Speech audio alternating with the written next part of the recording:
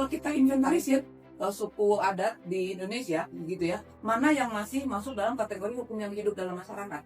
Nah, itu mungkin tidak akan ada 10-20 gitu kan. Nggak akan ada ratusan gitu kan. Untuk kenapa?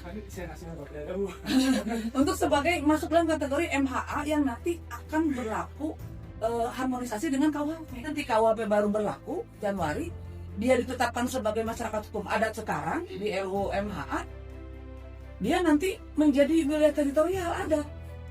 Sedangkan misalnya lembaga adatnya juga sudah tidak ada, lembaga adat yang sistem peradilan adat ya, gitu, yang perangkat adat, yang semacam polisinya kan kalau di Bali masih ada, gitu.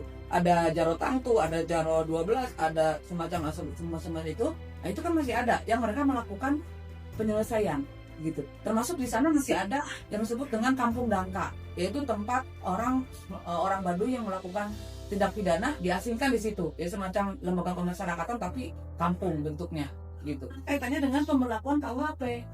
Bahaya nanti kalau semua MHA. Saya ke Kampung Naga misalnya kemarin. Bapak Ibu mungkin pernah dengar. Kampung Naga di Tasikmalaya.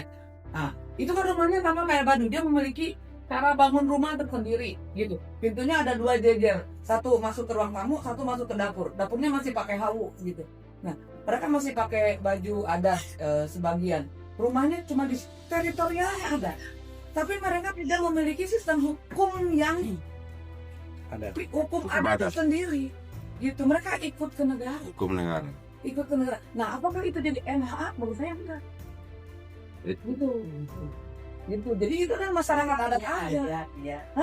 Itu masyarakat adat yang nanti tidak akan kena KUHP. Karena kalau kita bilang MHA, khawatir ketika KUHP berlaku, gimana tuh nanti pemberlakuannya, gitu kan? Nah, contoh begini, Prof. Edi Wamen itu mengatakan kalau nanti KUHP sudah berlaku, maka semuanya itu negara. Jadi kalau misalnya Baduy atau semua itu, akhirnya pakai pengadilan negeri.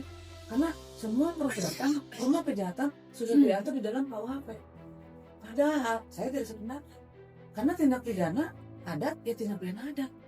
Nggak bisa tindak pidana adat jadi KUHP. Kalau gitu nanti UUN Jaro bisa diadili di pengadilan negeri Lebak. Saya nggak setuju saya. Gitu.